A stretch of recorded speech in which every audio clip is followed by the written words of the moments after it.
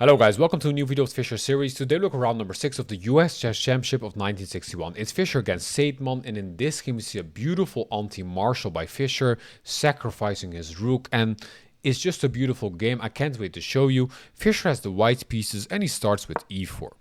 e5 by Seidman, knight to f3, knight to c6 and bishop to b5, the Spanish or the Ruy Lopez. a6, Morphy defense, bishop a4, knight to f6, so this is all theory. Castles by white, bishop e7, the close Spanish, rook to e1, defending the pawn. And here black wants the castle, but first b5, bishop b3, and castles by black. So here we enter the first critical position for white. What to do? Well, you can play d3, c3, a4. Fischer here plays c3 to prepare d4. But by playing c3, black has a really aggressive move. And that's d5. And this is called the Marshall attack, named after Frank Marshall.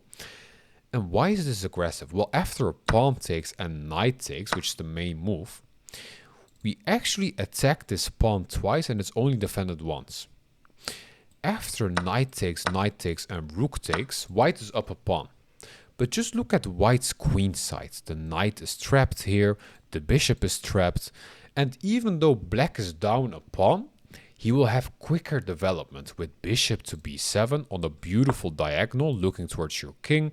Knight will go to f6, bishop will go to d6, attack your rook, and also look at your king. The knight will jump in, and this is just a beautiful attacking position for black. So that's why it's an aggressive opening. And that's also the reason why later on, instead of c3, we have a4, the anti-marshal, named or actually popularized by Garry Kasparov. Since now you cannot play d5, we have pawn takes, and you lose your rook. So anyway, here's c3 by Fischer, d5, pawn takes, and here Seidman doesn't take the pawn with the knight. He actually plays e4. And that's an even more aggressive variation, since now pawn takes knight, and if we take the pawn, we're actually up 2 pawns. But that's a little trap, since if you take the pawn, that's what black wants. He will not bring his bishop to b7, but actually bishop g4. So that's why here the best move is g3 and slowly start improving your position, bring out your pieces. But here queen takes, bishop g4, queen has to move again. It doesn't have a lot of squares, either e3, f4 or g3. Well, e3 is a bad move, then we have rook to e8. If you go to f4, we have bishop to d6. Okay, Fischer plays queen g3, still bishop d6, but now f4. And the marshal is a very sharp opening. You have to know what you're doing. There's only one move for black, that's rook e8. To continue your advantage here. But here Seidman plays g5. That's a bad move. You are weakening your king side. And okay, you are having a double attack on the pawn, which is only defended once. But simply d4, gaining space in the center and defending the pawn with the bishop. So what now? If you take the pawn, we have bishop takes. And you can see that your bishop is also pinned to your king, so you can even play h3 later. So first king h8, getting out of the pin. But now the attack is too slow. Fischer can start improving his pieces.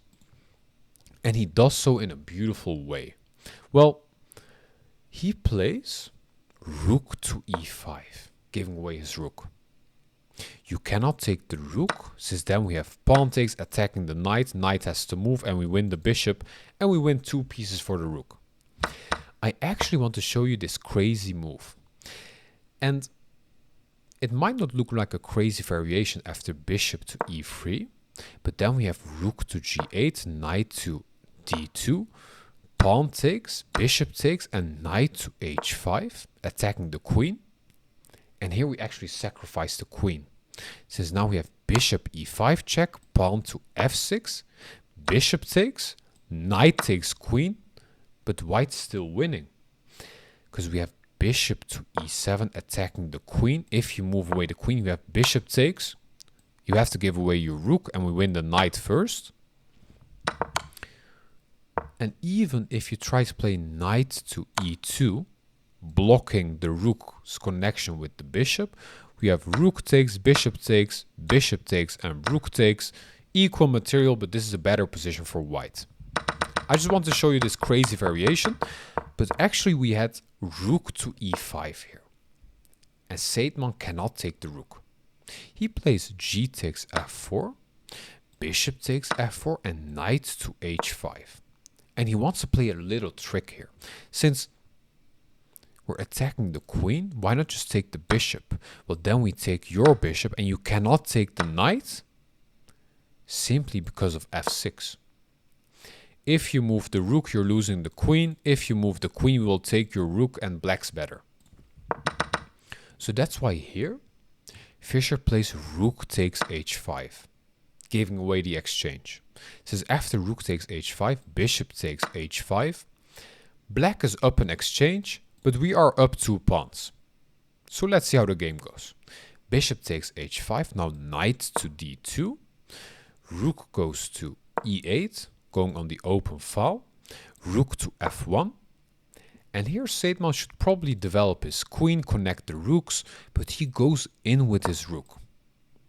And here there's one beautiful move for Fischer. I would say pause the video now and find the best move for white. Well, the best move here is not moving away your knight, since after moving away the knight, bishop takes, queen takes, bishop takes, queen takes, the bishop will come in here, the other rook will come in, and it's just an equal position. So here, we have bishop to d1. If you move away the rook, taking the knight, we have bishop takes h5. And we are attacking this pawn. Seidman here plays f6.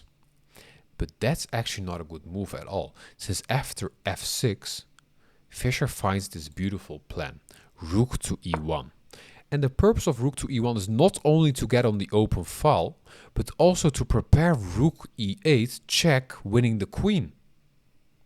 First, bishop takes, queen takes, and now your rook is under attack, and we are also threatening winning the queen. So rook takes b2, but now rook to e8 check, queen takes, bishop takes, and rook takes. And this is a winning endgame for Fischer. First, he plays h3, making sure there's no back rank checkmate. b4, and simply moving the queen, so we attack the rook. Rook goes to g8, hoping to take the pawn here and have something here. But simply taking the pawn, and after rook takes, okay, we are threatening winning the pawn, but simply g4. Or sorry, first queen e5 check, rook to g7, and then g4. And there's nothing for black. He plays h6, queen b8 check, rook to g8, and the final move of the game, c7. And Seidman resigns, since if you take the queen, we make another queen and you lost the rook. If you do nothing, we will win your rook and make another queen and win the game. This was such a beautiful game by Fischer. I hope you liked watching this video. If so, please like, subscribe or comment, and I'll see you on the next video. Bye bye.